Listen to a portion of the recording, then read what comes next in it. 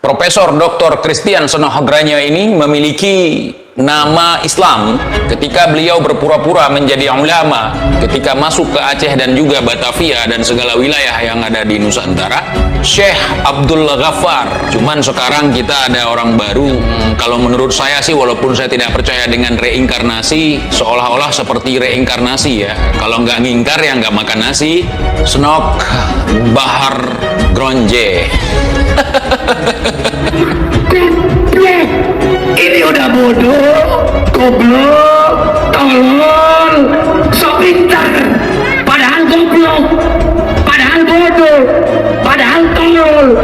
Kalau bedanya dengan Sonohogronyo, orang Eropa seolah-olah menjadi orang pribumi. Kalau yang ini beda lagi, orang pribumi seolah-olah merasa Eropa. Kalau Sonohogronyo rambutnya dihitam-hitamkan, alisnya dihitam-hitamkan, jenggotnya dihitam-hitamkan supaya kelihatan seperti pribumi dan bisa berbaur.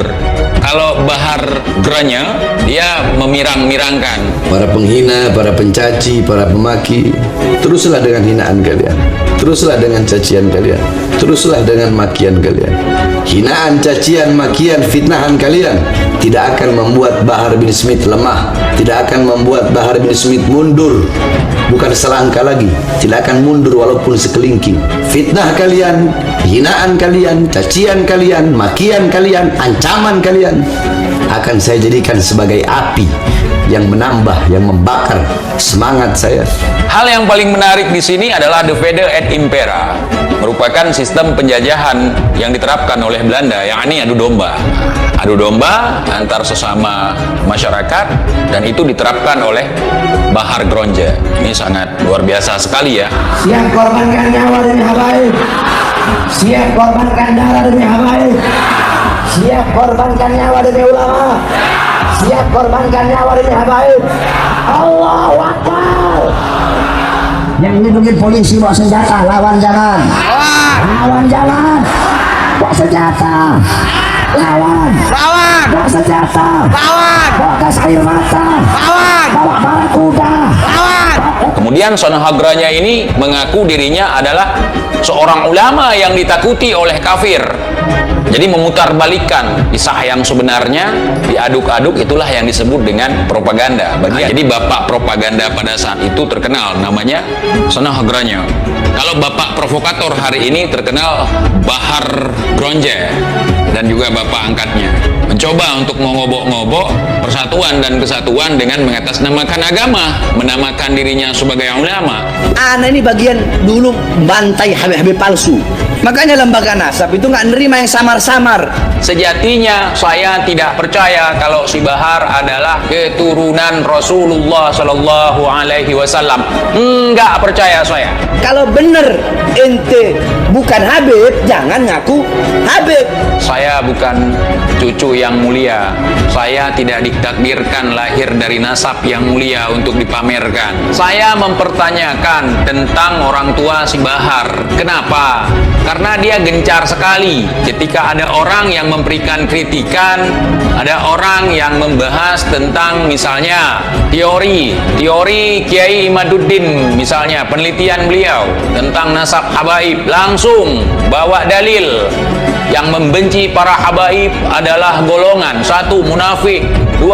Anak yang lahir di luar nikah, 3. Orang yang lahir yang ibunya disetubuhi pada saat sedang haid. Yang ngajak tes DNA ini tes DNA dulu, apakah termasuk anak zina apa bukan, sebagaimana hadis tadi yang dikatakan oleh Rasulullah. Sebab yang mengingkari keturunan Rasulullah salah satu dari 3: munafik, anak zina, atau anak yang disetubuhi dalam keadaan ibunya haid. Gampang sekali seperti itu, padahal itu cuman penelitian. Kalau memang tidak benar seperti yang dikatakan oleh Kiai Imaduddin, kenapa harus sampai ke situ? Banyak orang yang mengaku-ngaku sebagai cucunya baginda Nabi besar Muhammad, kemudian mereka datang untuk memecah belah umat. Maka kita akan uji sampai mana kebenaran bahwa dia cucu Nabi. Baru kita percaya dia sebagai cucu baginda Nabi, apalagi kalau berani tes DNA. Boleh kita tes DNA, anak yang duluan mau tes DNA, tapi ya dengan beberapa syarat. Syarat pertama, apakah bisa mereka yang meminta itu menggali kubur Rasulullah untuk mengambil darah Rasulullah? Makanya kita uji dulu si Bahar, salah satunya yang lahir dari seorang ibu yang wow, bahenol, saudara, yang sampai berfoto dengan maknya harus seperti itu.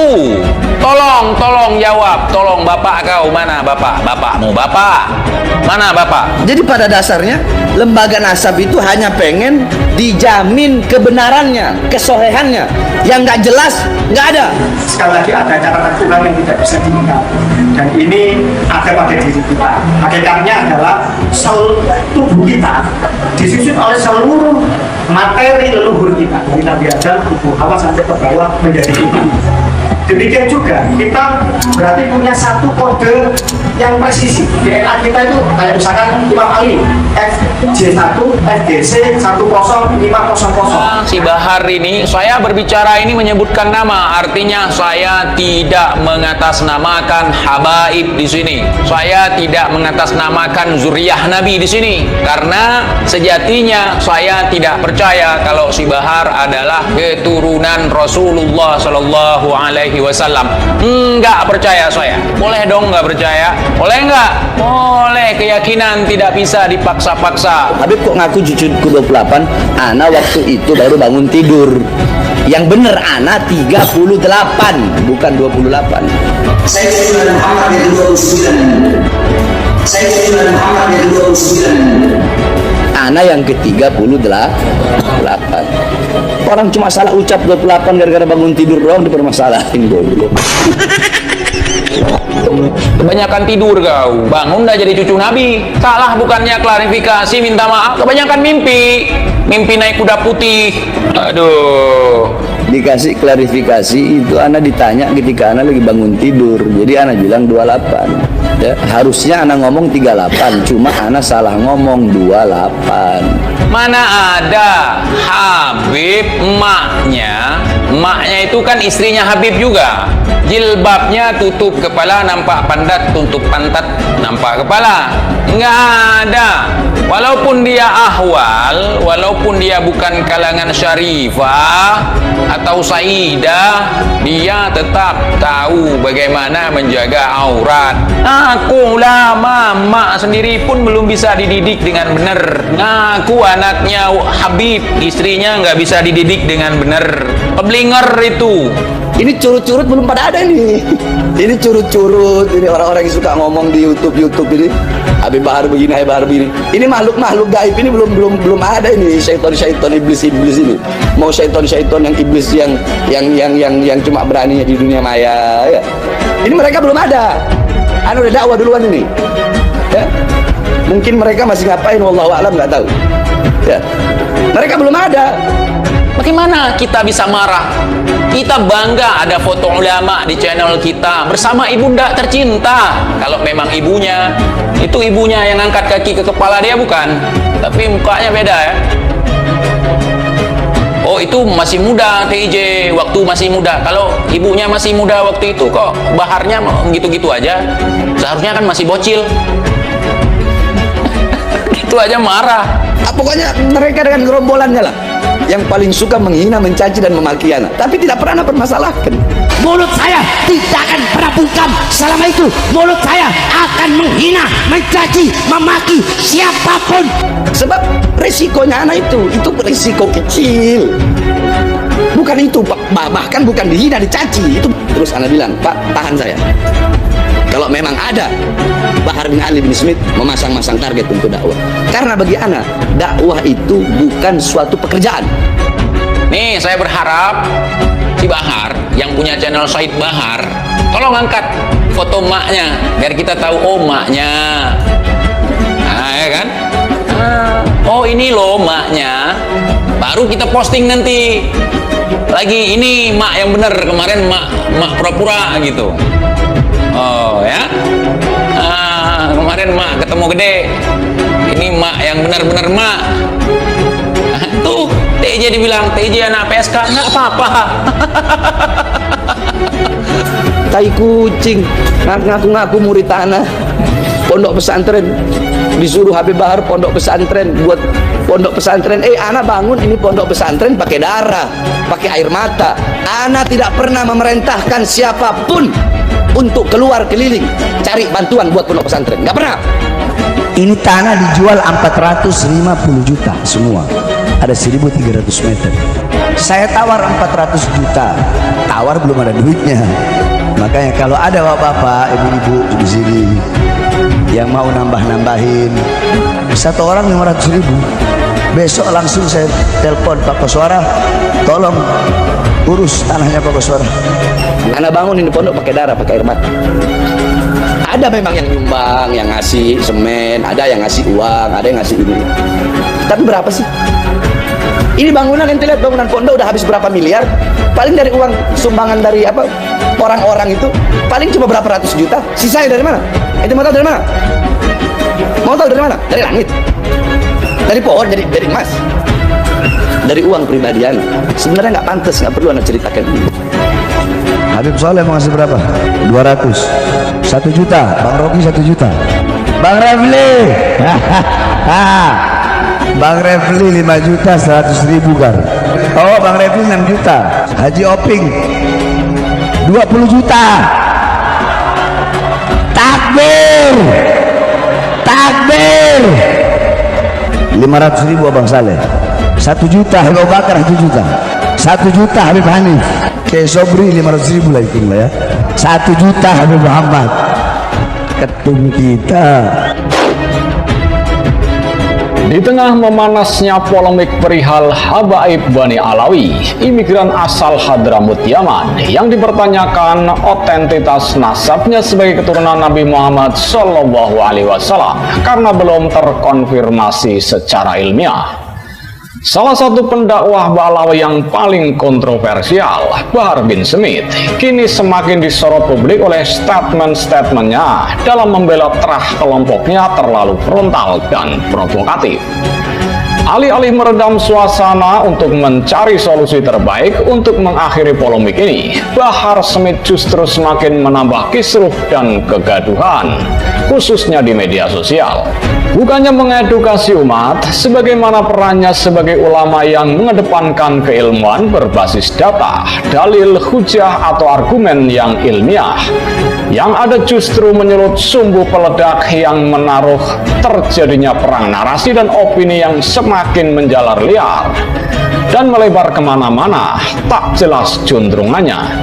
Bahar Smith pun jadi bulan-bulanan warganet, diserang dan dibombardir dari berbagai sudut, disebabkan oleh penyikapannya yang penuh arogan dan membabi buta dalam menyerang balik pihak-pihak yang dianggap sebagai lawannya.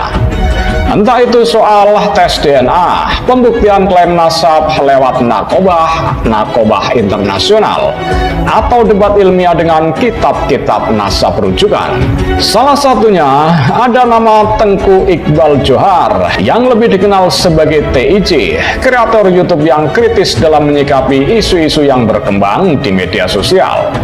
Kali ini TIJ melontarkan kritikan pedas pada Bahar Smith dengan menyebutnya sebagai reinkarnasi Snoek Horgrone, orientalis ternama kebangsaan Belanda yang paham tentang agama Islam dan mempunyai pengalaman bergaul dengan orang-orang Aceh selama di Mekah.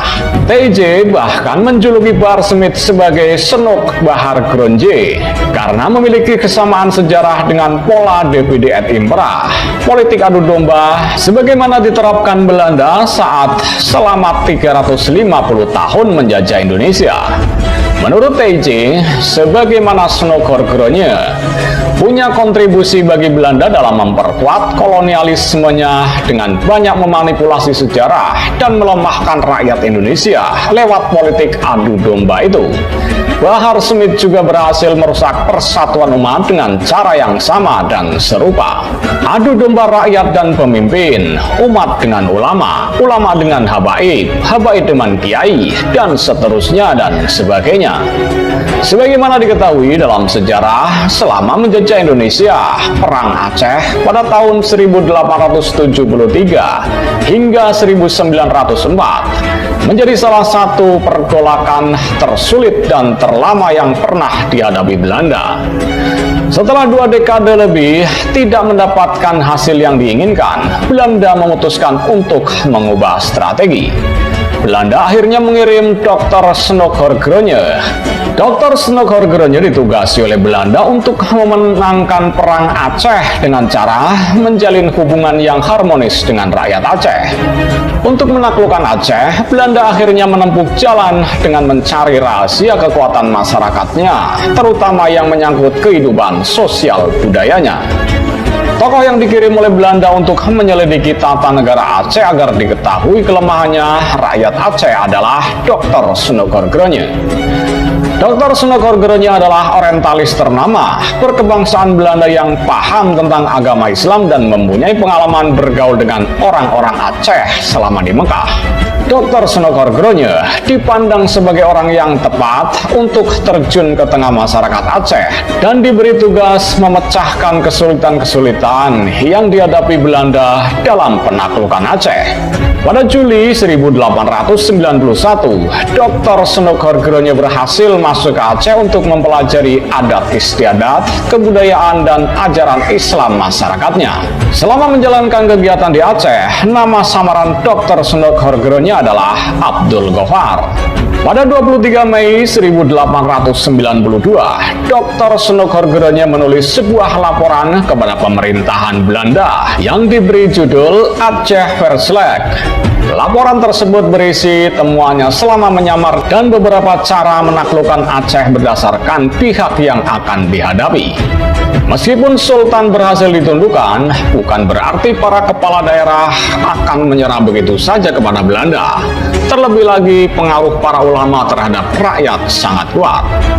Itulah mengapa sangat sulit untuk mengalahkan pertahanan rakyat Aceh yang keyakinan agamanya sangat kuat. Dr. Snoeck-Horgrunje juga menyatakan bahwa satu-satunya jalan baik untuk ditempuh dan akan membawa hasil adalah dengan memecah belah kekuatan yang ada dalam masyarakat Aceh. Kaum ulama yang memimpin perlawanan harus dihadapi dengan kekuatan senjata. Terkait masalah ini, Dr. Snoeck-Horgrunje mengusulkan untuk mengadakan serangan umum di Aceh yang dipimpin oleh tokoh Belanda yang bernama J.P. van Heut, gubernur sipil dan militer Aceh. Di samping itu, Belanda akan membuka kesempatan bagi bangsawan Aceh dan anak-anaknya untuk masuk dalam korps pamong praja pemerintah kolonial. Beberapa usulan Dr. Snoeck-Horgrunje kemudian digunakan oleh Belanda untuk membuat siasat perang yang baru. Penugasan Dr. Snoeck-Horgrunje pun terbukti mampu membalikan keberuntungan Belanda. Pasalnya, beberapa serangan gerilya berhasil dipatahkan dan Kesultanan Aceh takluk pada tahun 1903. Leluhur bangsa pengkhianat ya, Dr. Christian Snoeck-Horgrunje. Beliau adalah seorang Belanda yang pernah menempuh pendidikan di Saudi Arabia, kemudian dijadikan sebagai ikon untuk perlawanan Belanda terhadap Aceh dengan cara menyamar sebagai ulama. Beliau sangat disambut baik oleh masyarakat pribumi pada saat itu karena beliau termotivasi dengan sebuah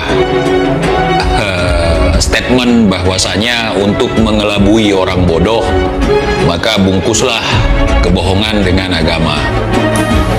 Nah, itu merupakan salah satu motivasi beliau, mengingat pada saat masa-masa perang, yakni antara Belanda dengan waktu itu belum ada Indonesia, yakni dengan Nusantara. Terkenal pada saat itu Nusantara hampir seluruh kawasannya sudah mengenal Islam ya. Dan tentunya semangat jihad kaum muslimin pada saat itu baik di kalangan ulama, santri, tokoh-tokoh, bahkan masyarakat secara keseluruhan melawan Belanda dengan semangat jihad, terutama di Aceh. Kenapa saya mengatakan di Aceh? Karena yang pertama saya di sini berasal dari Aceh. Tentu sejarah yang turun-temurun di dalam keluarga akan selalu terus kita kenang. Karena saya mengingat pesan Bung Karno, jas merah, jangan sesekali melupakan sejarah.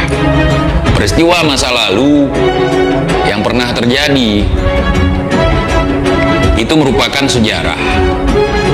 Kalau sudah dirubah dan ditambah sesuai dengan kebutuhan, itu bukan lagi sejarah, tapi dongeng. Sepahit apapun sejarah di masa lalu, ya itu yang harus kita catat untuk anak cucu. Kita tahu di Aceh ini ada dua golongan yang terkenal sebagai pengkhianat di saat-saat memperebutkan kemerdekaan yang dirongrong oleh penjajah. Tentunya di sini adalah di masa-masa Belanda, karena Belanda atau Nederland ini sangat lama sekali menjajah Nusantara. Lama sekali. Di bawah sebuah perusahaan yang namanya VOC.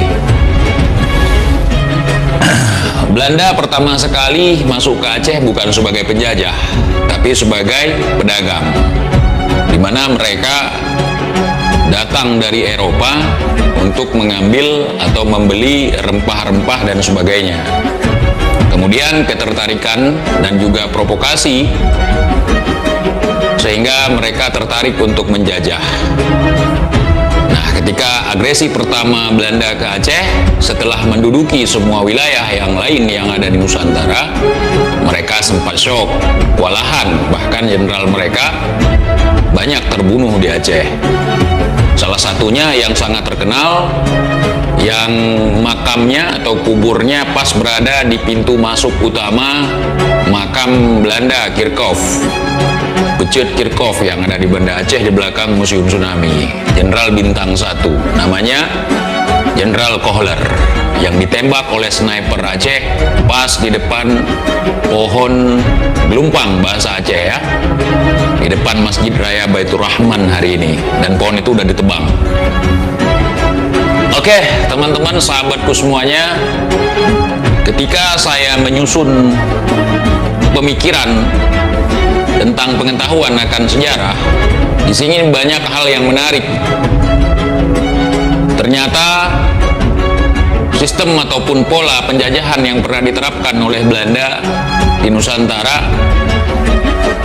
masih digunakan oleh kalangan orang-orang tertentu hari ini dalam menebarkan sistem kolonial gaya baru. Belanda dalam menjajah Nusantara tidak hanya menjajah dalam sektor ekonomi, politik, budaya, tapi juga mereka ikut menyebarkan agama, yakni agama penjajah. Ya, kita tahu bahwa Nusantara berabad-abad yang lalu sudah disiarkan syiar Islam sampai ke pelosok-pelosok Nusantara semuanya. Ya, dan salah satu misi terbesar Belanda adalah menyebarkan ajaran agama. Nah, ini sangat menarik hari ini karena ada beberapa persamaan yang sering digunakan oleh Belanda, yakni mengelabui orang-orang bodoh dengan membungkus kebohongan dengan agama. Karena itu sangat laku di negeri kita. Alhamdulillah, bahwa di negeri kita juga orang sangat gampang apabila ditipu dalam hal agama, apalagi mengarahkan kepada kegoiban. Kenapa sangat gampang menipu dalam hal agama? Karena pertanggungjawabannya nanti setelah mati. Mereka akan berpikir, oh, nanti pembuktiannya setelah mati. Sekarang lakuin aja apa yang kita mau, apa yang mereka mau. Nah, ada dua komponen yang sangat berpengaruh di Aceh yang pernah menjadi pengkhianat. Yang pertama dari kalangan Hulu Balang, atau lebih dikenal sebagai kalangan ningrat yang bergelar teku. Yang kedua, orang-orang yang menjadi tokoh agama. Salah Salah satunya yang jadi ante-ante Belanda itu adalah orang yang memiliki gelar Habib. Kenapa saya mengatakan seperti itu? Karena begitulah kenyataannya. Sebangsat-bangsat penjajah, mereka tetap akan mencatat sejarah, baik mereka kalah apalagi menang. Sebangsat-bangsat penjajah hari ini, dia tidak pernah mau mengakui kesalahan, apalagi untuk meminta maaf. Begitu, kurang lebih seperti itu. Jadi Profesor Dr. Christian Sonohogranya ini memiliki nama Islam ketika beliau berpura-pura menjadi ulama ketika masuk ke Aceh dan juga Batavia dan segala wilayah yang ada di Nusantara. Beliau punya nama yang sangat keren sekali, yaitu Syekh Abdul Ghaffar. Weh, keren saudara. Beliau juga seorang pengarang kitab, dan kitab hari ini masih tersebar di beberapa pelosok yang masih dibaca, dianut, dan juga diyakini kebenaran kitab tersebut. Saya tidak mau menyebutkan judulnya, takut nanti saya dipersekusi.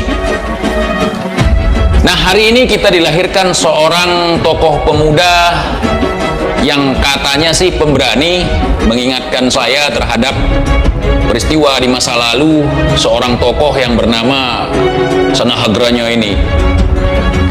Bukan Syekh Abdul Bahar, ini namanya Syekh Abdul Ghaffar.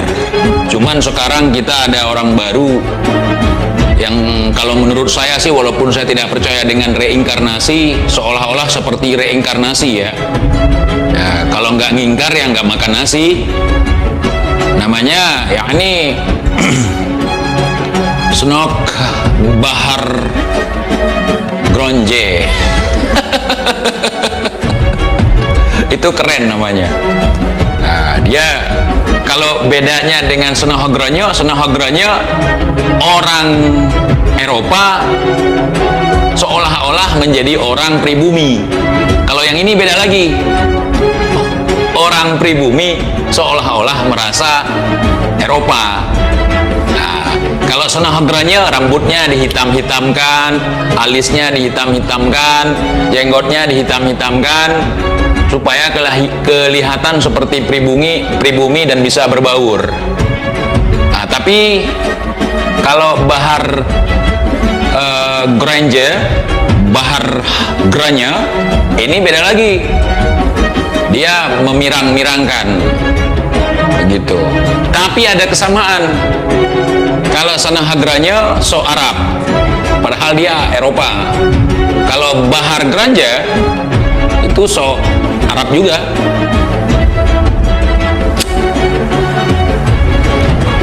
Hal yang paling menarik di sini adalah Divide et Impera, merupakan sistem penjajahan yang diterapkan oleh Belanda, yakni adu domba. Adu domba antar sesama masyarakat, dan itu diterapkan oleh Bahar Gronje. Ini sangat luar biasa sekali ya.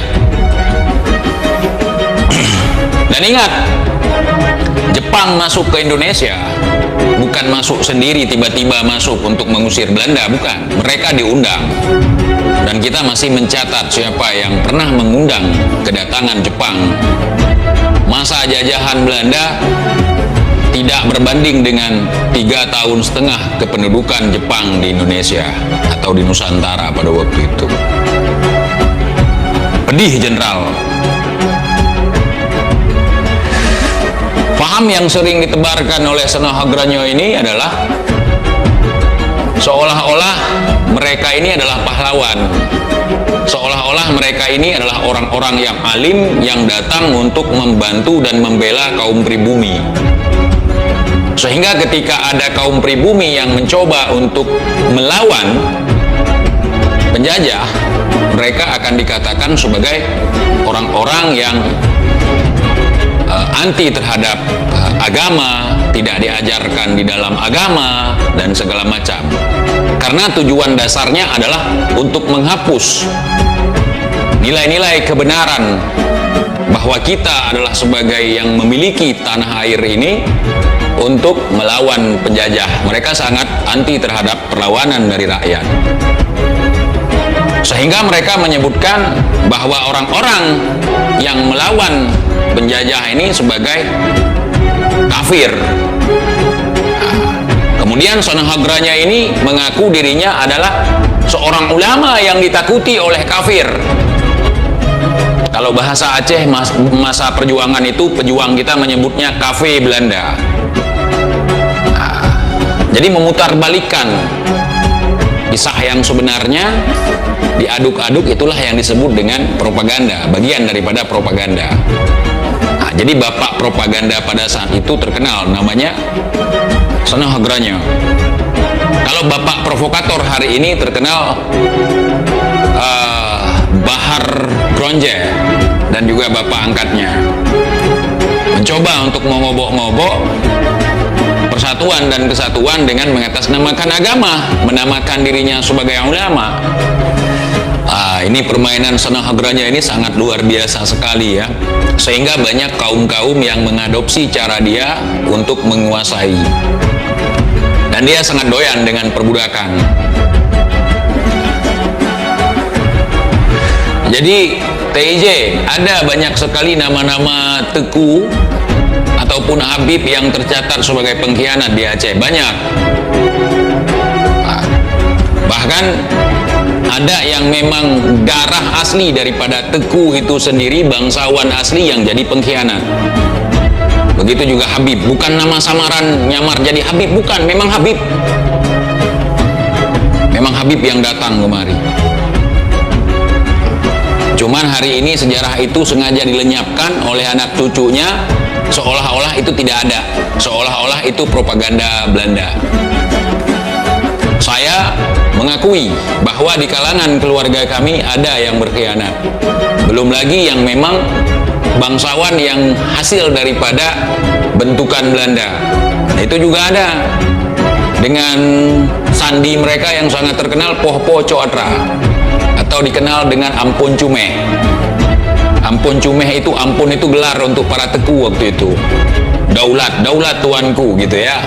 Nah, dipanggil ampun. Ampun Cumeh itu ampun yang menuruti keinginan Belanda dengan cara propaganda Pohpo Coatra. Bunuh orangnya, ambil tahtanya. Itu arti Pohpo Coatra. Cumeh artinya mencuri kedudukan. Cu itu mencuri, meh itu meja, meja atau kursi, kedudukan. Kurang lebih seperti itu, ya. Jadi setelah saya menyimak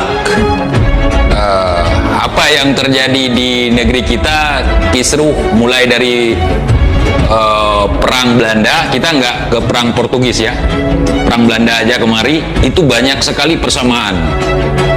The Fede et Impera, ya, politik adu domba. Kenapa itu penting? Mengingat negeri kita ini sangat luas. Saking luasnya negeri kita, di dalam globe atau dalam peta dunia, itu seolah-olah kecil Indonesia. Tapi kalau kalian tahu, sebenarnya Indonesia ini sangat luas. Tapi sengaja dikecilin pada peta. Ya, itu salah satu propaganda perang, propaganda penjajah. Paham ya? Paham. Untuk kalian yang ahli sejarah tentu paham. Kalau kalian lihat di bola dunia, di globe ataupun di atlas, di peta, itu dikecilin. Ya, globenya double juga, golongan double juga itu. Kita sengaja memang dibunuh seperti itu. Dan Jepang masuk ke Indonesia karena dijemput oleh beberapa orang yang mengaku dirinya sebagai ulama, dengan taktik untuk memburu babi menggunakan anjing. Ternyata anjingnya lebih lapar daripada babi. Dan Jepang kembali ke negara asalnya itu karena ada bom Nagasaki dan Hiroshima, bukan karena orang sakti yang ada di negeri kita. Nah, kependudukan Belanda di Indonesia, agresi demi agresi yang dilakukan oleh Belanda di Nusantara mampu merobohkan semua kerajaan-kerajaan yang ada di Nusantara, terakhir Yogyakarta, tunduk kepada Belanda dengan memberikan kedaulatan kepada Belanda. Bagaimana dengan Aceh? Aceh hancur lebur karena ada pengkhianat. Pengkhianat. Ingat itu teman-teman yang di Aceh semuanya. Kita hancur karena pengkhianat. Ya, ada 3 orang pengkhianat yang sangat terkenal di Aceh ini. Saya nggak mau menyebutkan namanya karena anak cucunya tersinggung kepada saya. Mereka hari ini mencoba mengotak-ngatik sejarah, seolah-olah leluhur mereka pejuang, padahal pengkhianat. Nah, bahkan keluarga kami dihabisi oleh mereka semua tanpa ada rasa kasihan prihatin, sehingga bayi di dalam ayunan pun ditembak pada masa itu. Tapi karena memang takdir Allah, mereka harus selamat, sehingga masih ada dari keluarga-keluarga kita yang terselamatkan. Bahkan kenapa di Aceh ini banyak sekali gelar ataupun marga yang tersembunyi karena perang silih berganti, mulai perang Belanda, perang Portugis, perang Belanda, perang Jepang, kemudian perang Cumbo. Perang Cumbo itu perang saudara hasil adu domba juga. Yani perang Cumbo itu perang antara bangsawan dengan ulama katanya. Padahal itu hasil rekayasa juga propaganda. Kemudian perang DITI. Kemudian perang PKI. Ada juga di Aceh. Kemudian perang AM tahun 80 90-an. AM itu Aceh Merdeka. Kemudian lanjut lagi GAM. Dan itu berkesinambungan. Dan bukan pakai toa, tapi pakai senjata. Jadi saya berharap untuk rekan-rekan yang ada di Indonesia ini untuk benar-benar mengerti bahwa kita memang sudah sejak lama diobok-obok, dipecah belah. Contoh begini, hasil daripada peperangan di Aceh, ada narasi yang mengatakan bahwa orang Aceh membenci orang Jawa. Saya tidak pungkiri itu. Ada kalangan beberapa orang yang memang membenci suku, rasis. Tapi tidak demikian sebenarnya. Ya. Nah, kenapa saya harus mengatakan ini? Supaya kita paham. Kebencian antar suku itu adalah hasil daripada propaganda. Masuk ke dalam De Fede et Impera itu. Dulu ketika konflik di Aceh, kita ambil yang masih baru, konflik GAM dengan pemerintah. Ada narasi yang mengatakan bahwa orang Aceh benci terhadap suku Jawa ataupun sebaliknya. Saya di sini ingin menjelaskan, setahu saya yang dimaksud Jawa di situ adalah pemerintahan Jawa. Artinya Indonesia ini dipegang kepemimpinannya oleh Jawa. Kan begitu. Sementara orang-orang Jawa yang hidup susah sebagai masyarakat dan segala macam, kan sama aja. Masyarakat Aceh, masyarakat di Jawa, kita hidup dalam kemiskinan, kita hidup dalam kesusahan. Nah,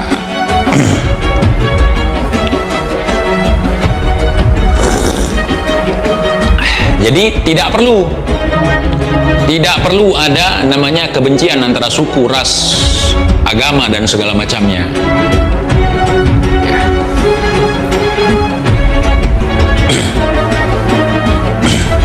Jangan di spam saudaraku, jangan di spam.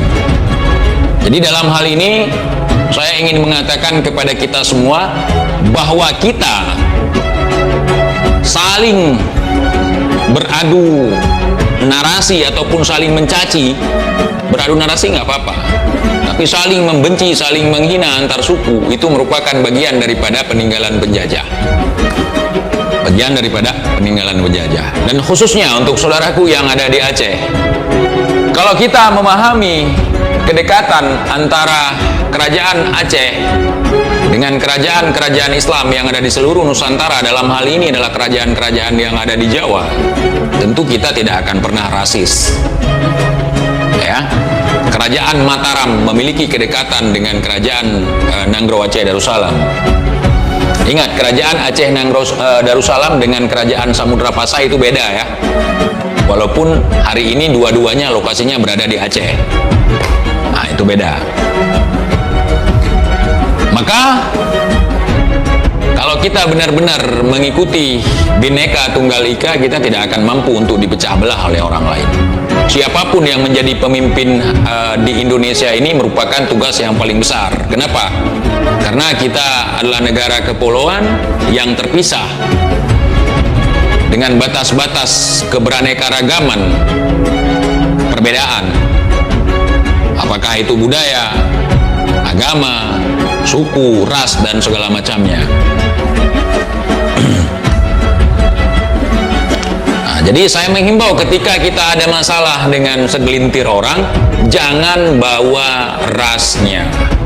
Misalnya kita bahas si Bahar nih, jangan bawa Yamannya. Belum tentu si Bahar itu keturunan Yaman. Barangkali Rohingya, barangkali Bangladesh, atau apa, kita nggak tahu, dan kita nggak perlu bahas itu. Yang kita bahas hari ini adalah tindak tanduknya. Nggak usah bawa-bawa suku, ras, dan segala macam. Begitu juga kalian yang hari ini merasa sebagai cucu pejuang. Saya ini Habib loh, yang memerdekakan negeri ini kakek kami loh. Bukan. Kemerdekaan Indonesia adalah berkat rahmat Allah yang Maha Kuasa, bukan karena kakek ente atau kakek ana. Tetapi untuk mengurai sejarah yang sebenarnya, siapapun yang ikut dalam berjuang itu harus kita hormati dan kita hargai, saudara. Ketika kami berbicara sebagai warga Aceh bahwa di tempat kami banyak pejuang, berarti kami sedang berbicara tentang sejarah di tempat kami. Begitu juga kalian, berbicaralah tentang sejarah pahlawan yang ada di negeri kalian, yang ada di daerah kalian. Itu namanya bukan rasis. Kalau saya misalnya sebagai orang Aceh, ketika saya berbicara tentang sejarah Aceh, bukan berarti saya rasis. Akan tetapi saya baru bisa mempelajari sejarah yang ada di daerah saya. Masa-masa genting, masa-masa perjuangan itu Bung Karno 2 kali datang ke Aceh untuk meminta bantuan Aceh. Pada masa itu Aceh bukan bagian daripada Indonesia. Aceh termasuk yang paling telat bergabung sebelum Irian atau Papua sekarang. Karena Aceh waktu itu ingin berdiri sendiri. Bung Karno datang memanggil tokoh di Aceh ini sebagai panggilan Kakanda, yuk kita gabung sama-sama membangun negeri ini. Nah, ya, jadi kecintaan rakyat Aceh terhadap Indonesia bukan karena Bung Rizik seperti pernyataan si Aldo. Dari leluhur kami pun sudah ada ya bentuk bukti kecintaan mereka terhadap tanah air. Buktinya apa? TIJ.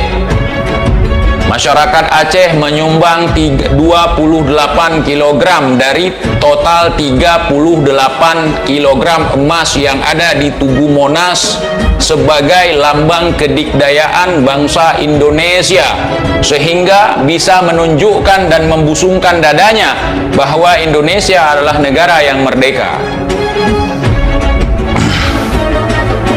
Ini saya perlu mengoreksi sedikit teman-teman.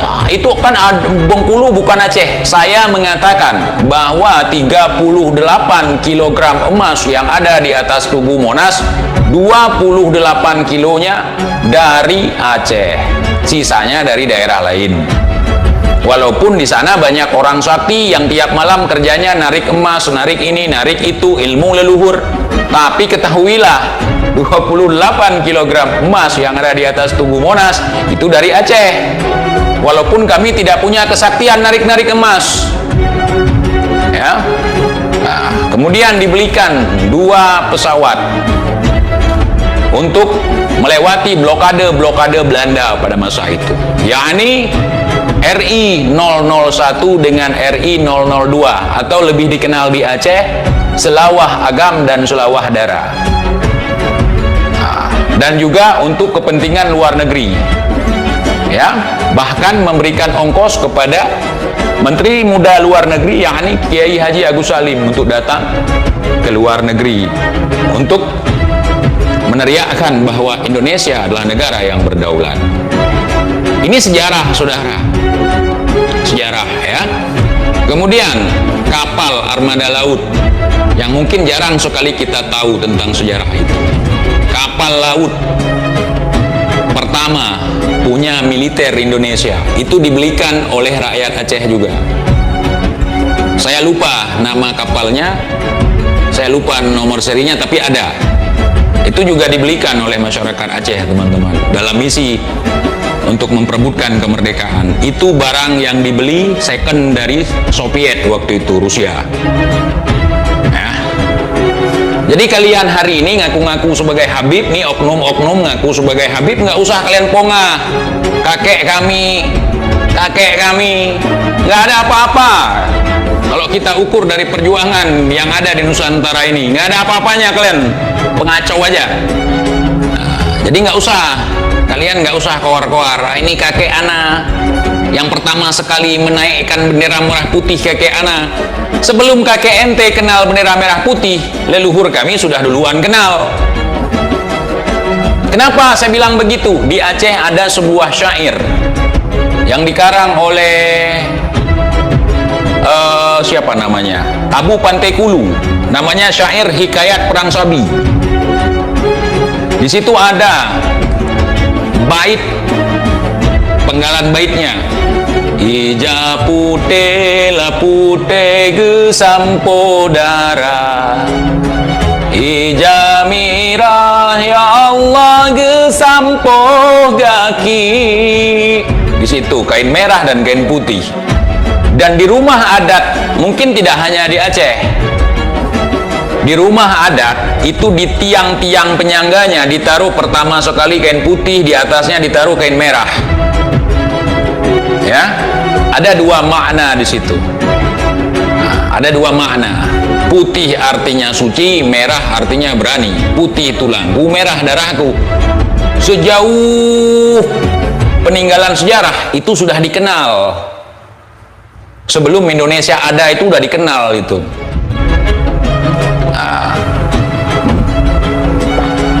Makanya dulu ada beberapa lagu kalau kita nyanyikan jadi pertanyaan dulu, ya. Berkibarlah merah putih di langit yang biru, kok ada birunya? Bukankah biru itu merah putih biru itu bendera Belanda? Kami sempat komplain itu dulu, nggak usah bawa-bawa biru di situ. Itu kan langit bukan bendera, ngapain? Nggak usah bawa-bawa biru. Itu kontroversi dulu lagu itu. Ya. Jadi hari ini kita krisis persatuan dan kesatuan. Yang satu sok paling agamis, yang satu sok paling nasionalis. Nggak perlu. Bukan sok yang penting di sini. Bagaimana kita mengisi kemerdekaan yang sudah ditinggalkan oleh leluhur kita masing-masing.